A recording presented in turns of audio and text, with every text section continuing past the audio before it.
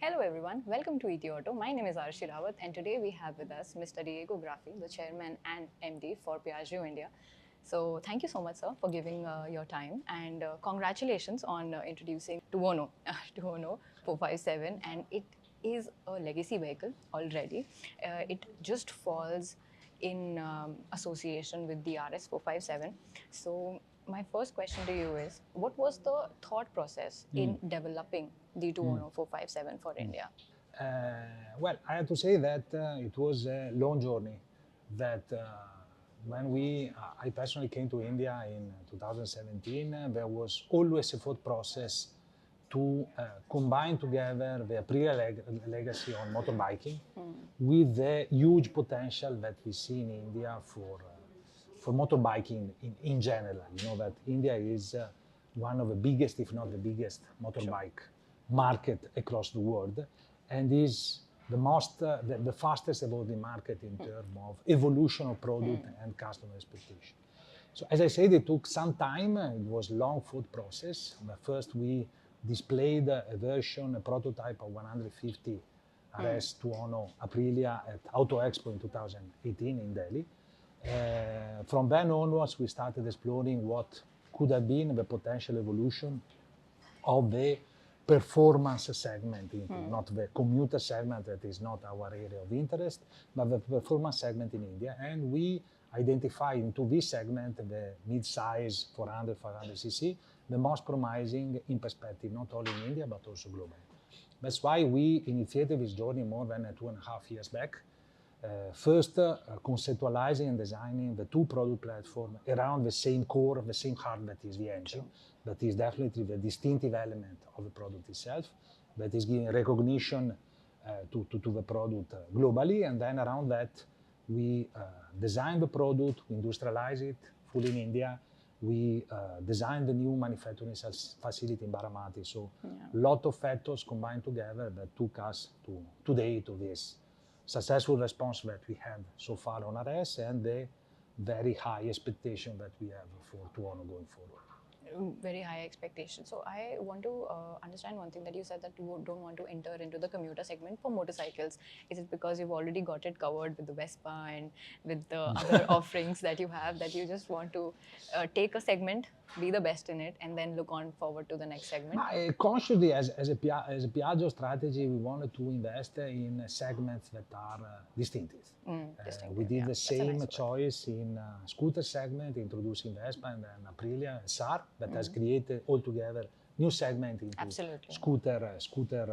scooter environment in India, and now also with RS 457 and then Tuono, we want to replicate the same experience also on motorbiking, creating somehow something that is competing with the others, but a different kind of level. Okay, that is a nice thought process to have, because now the RS 457 is a very successful model already.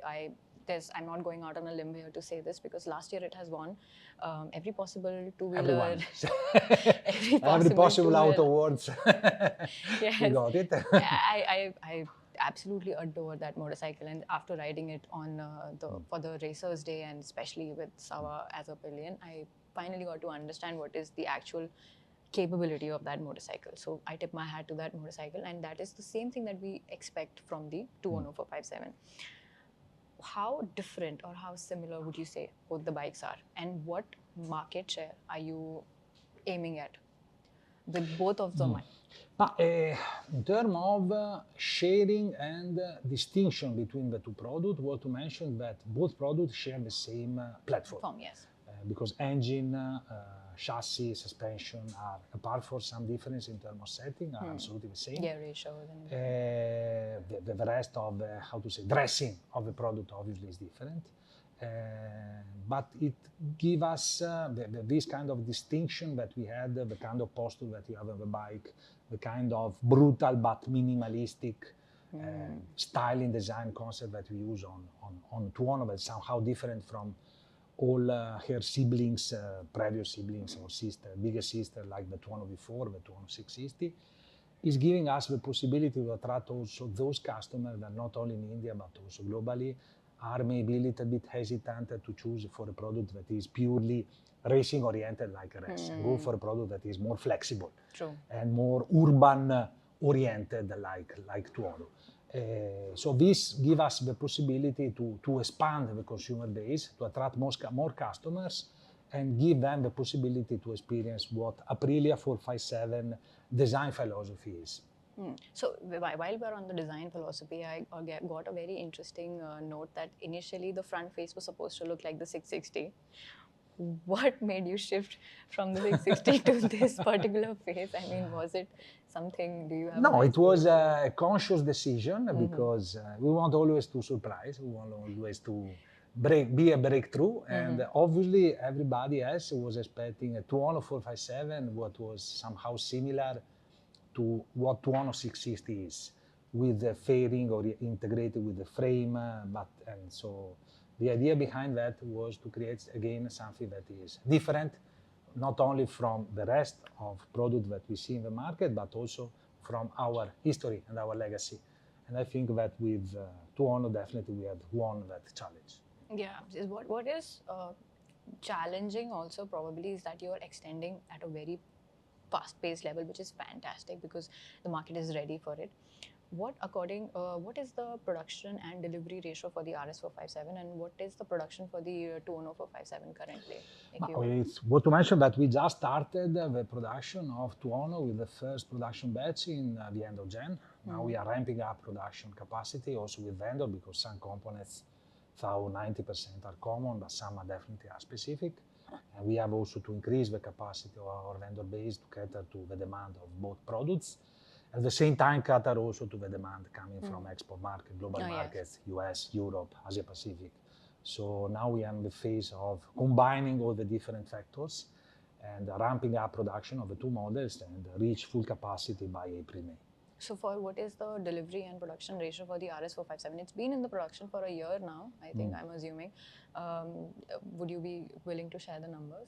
But as I said, Tuono has just started, so we will see in the longer run what will be the share between the two products going forward. I would say that luckily the seasonality effect in export market different respect to India, because for Europe and USA now is the period for high season, whereas for India is most of the period between September and October, so better. So we can combine the share of production and deliveries among the different countries and geographic area where we're exporting quite successfully.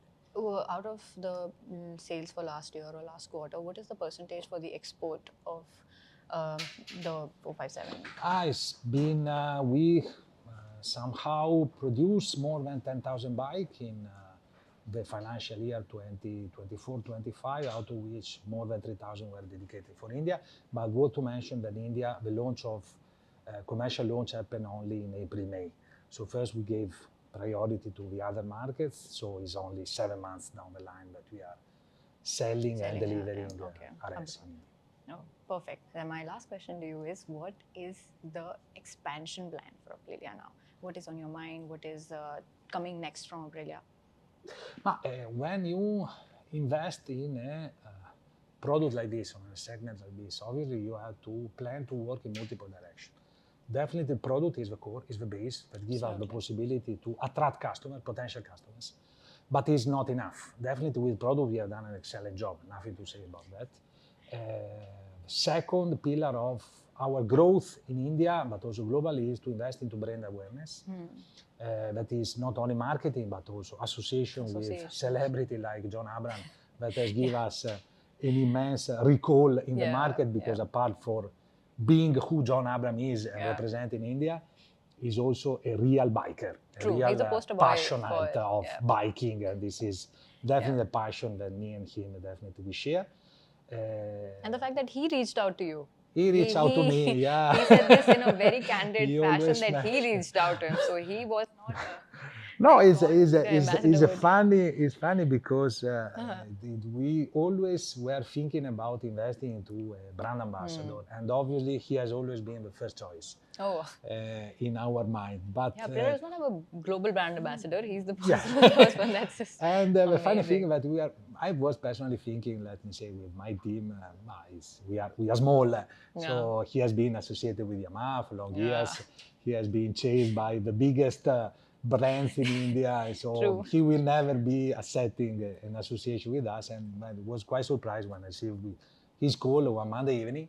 So he presented himself, I'm John Abraham. So, that is quite interesting. Oh, that's fantastic. And then Wow. from that onwards, Manifestation works. that conversation started. We met in Mumbai at his place in car. We spent one Saturday afternoon, but just talking about biking.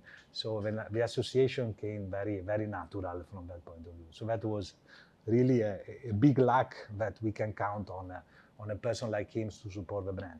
I think it's just legacy. He just wanted to be attached to legacy. It was not luck, it was your hard work, it was Piaggio's hard luck, it was Aprilia's hard luck that somebody like him, somebody who's so famous for biking and for taking care of the entire biking culture, he reached out to you because he wanted to be a part. So I discovered that he's really Aprilia passionate since absolutely. Many years. So that's why. So we all are fanboys here. We all are fanatics of not just John Abraham, but the very essence of Aprilia. And we have the product in place, we have the passion in place. Are you planning on extending the number of showrooms? Are you looking at increasing? Because you have the product, you have the people, and you have the perfect connection in between. So what about the expansion? Yeah, definitely is the third pillar of our growth plan to invest into network expansion with a particular kind of network model that we have, in which we are providing test drive, but also merchandising, let me say. Let customer come and experience and know more about the brand. Then maybe they decide to buy the product, they decide not to buy, maybe they postpone. It's not the key. Important is that they start getting the connection with the brand itself.